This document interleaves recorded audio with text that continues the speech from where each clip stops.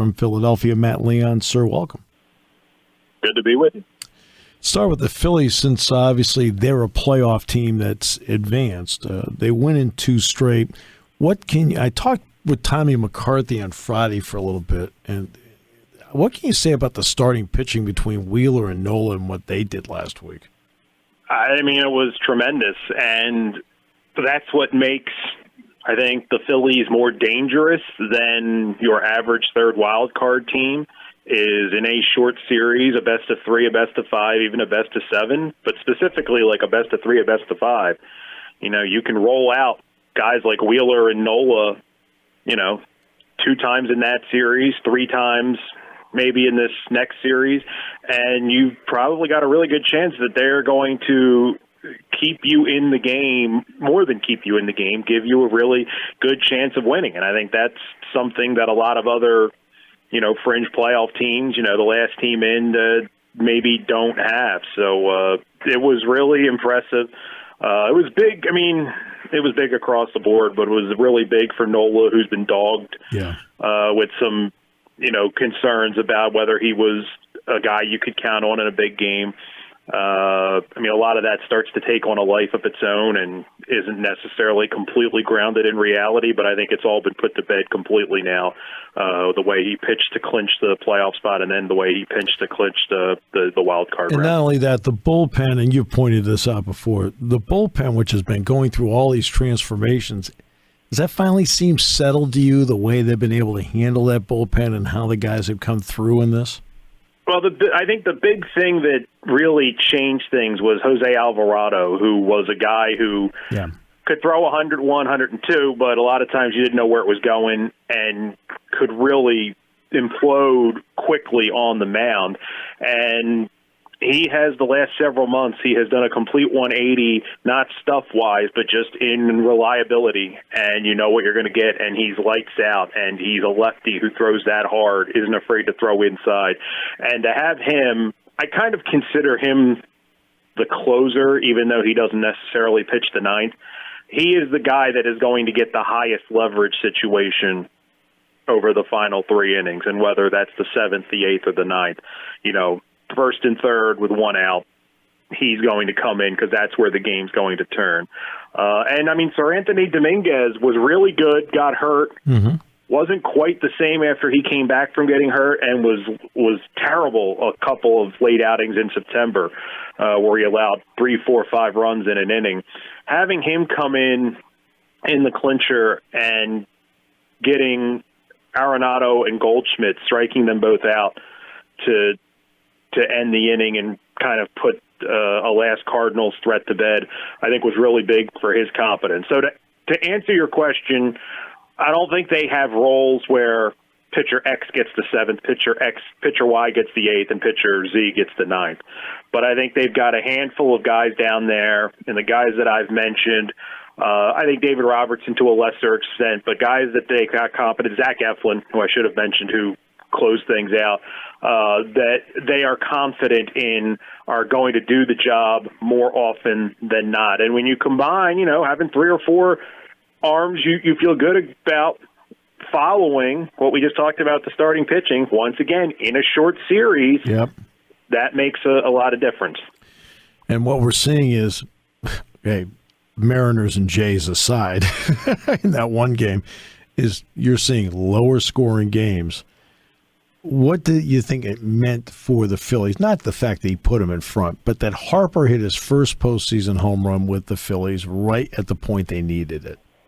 I think it was big, it was symbolic, and I also think it built on, because it's funny how this turns around. If you and I are talking, Friday at, in the 7th inning, talking about how this team can't get big hits, how they're an example of why too many teams make the playoffs and all this stuff. And it turned on a dime in a 9th inning where the Cardinals just absolutely fell apart in that first inning, in that first game. But the key, in my opinion, and I'll bring this back to Bryce Harper, is that they kind of stood back and let the Cardinals immolate.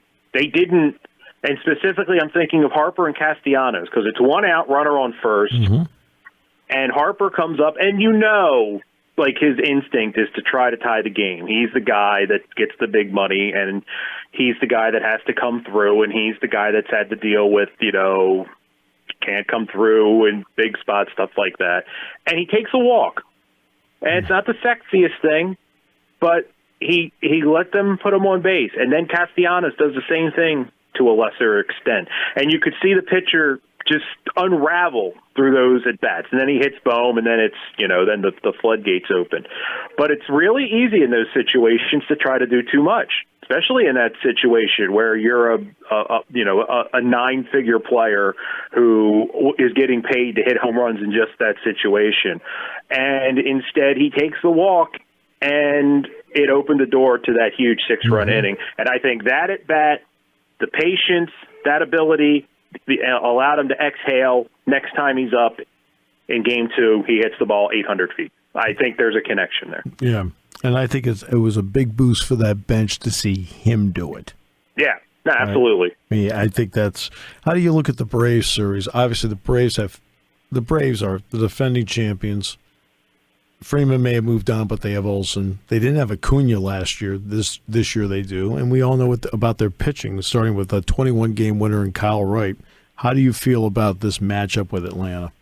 I think Atlanta is the favorite. I don't think – and not say that they aren't. Right. But I also think it is now a Phillies team that is completely playing with house money. That is completely – the big thing for the Phillies, the big thing around their neck was this group or this – in recent history, they hadn't been able to get into the playoffs. They'd had September collapses, and really bad ones under multiple managers, and it started to kind of look that way this year. Wasn't it for net? But, they were struggling to beat anybody but the Nationals. And the big thing that happened for them was the Brewers fell apart worse, so they get in. But you could see once they get in, now it's a whole different, and all of a sudden you're just the 6th squad, and you're going on the road for, 2 weeks at a time. And you don't get to play at home. And lo and behold, you beat the Cardinals. Now nobody expects you to beat the Braves, defending champ. Everything you just said. You just go in there and play baseball. But once again, you can throw some really good starting pitching, and you get into a game where it's 6th, 7th, 8th inning, and it's 1-1, 2-1 either way. Anybody's game, one swing of the bat, one mistake, who knows?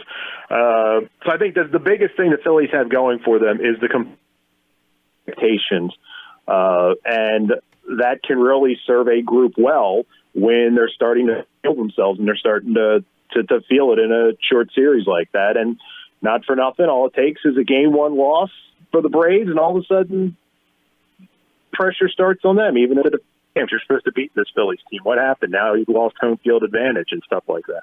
So, I think the Braves are the favorite. They bring a lot to the table in every aspect, but I think it should be fun. When you're 5-0, you have to be really good, and the Eagles are really good. You also have to be lucky, and yesterday they got lucky. That obviously, I had coaching a quarterback. I can't figure out it's 3rd and 1. Let's spike the ball. Yeah. What do you think, though, about what did yesterday's game? There are different ways to win. They found a different way to win yesterday. What's your thoughts on the Eagles right now at 5-0? There's only one team that's undefeated, and they've kind of, they have faced adversity and they have found a way. And, yesterday's game, it's 14-0 in the first half. And I'm sitting there watching thinking, oh, wow, they're really taking care of business. This might have 35-7 written all over it. And, and then that doesn't happen. And there were some things that happened I found odd. How does A.J. Brown get 3 catches in the first drive and then nothing the rest of the way? And they seem to go away from the run for a lot of the game until the money was really on the table and they needed to burn 8.5 minutes and go down for a game-winning field goal.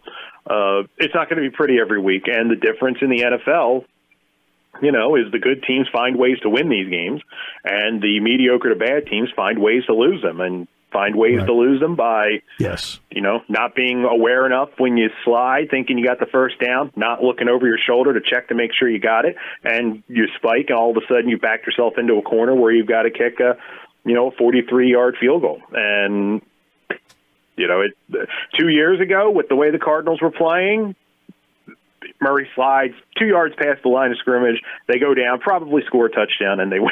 It's just it's amazing how this stuff can snowball in both directions. But they took advantage. They didn't play their best game, but you found a way. And I think every team in a 16, 17-game season, you're going to have 4 or 5 games like this where you don't play your best, and what you do with those games probably determines if you're a division winner or a wild card team and we're out of the playoffs. And you find a way to win, especially on the road, and you move on to the next one. I think there was a little bit of a trap game there for the Eagles, coming off a big comeback win against Jacksonville was emotional, beating Doug Peterson. You've got Dallas, a showdown next week. And here you got a trip out to Arizona against a Cardinal team that had been very middle of the road. So I think there was some potential for disaster, but they weathered the storm. The best way to correct mistakes is when you correct them after winning, and that's what the Eagles get to do. How do you view the matchup with the Cowboys? Obviously, Cooper Rush has been the quarterback. Micah Parsons has been must-see TV. Yeah. So how do you view this matchup with Dallas on Sunday night? I think it should be a really good game. I mean, Dallas really had their way with the Eagles last year. They didn't just beat them on the scoreboard. They beat them, and I know the one game didn't matter from the standpoint that everything was clinched. But that first game in Dallas, Dallas manhandled them, and they earned every part of a blowout victory. If it's Cooper Rush, I feel pretty good that the Eagles are going to be able to do some things defensively to limit them. Cowboys defense, you mentioned Micah Parsons, but really across the board, they've been really good this year. No doubt. This will be the best offensive line, though, that Cowboy defense has faced. And in theory, you hope that they will be able to minimize some of that pass rush that just, drove the Rams nuts yesterday. I think the Eagles can run the football on just about anyone when they put their mind to it. It should be a good game. It's what you kind of always hope Eagles-Dallas is. Both teams kind of in the same spot.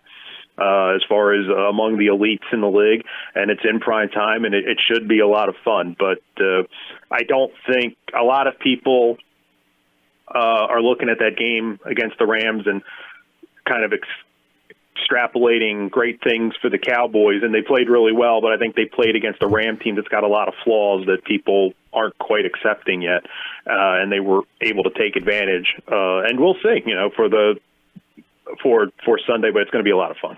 It is going to be a lot of fun.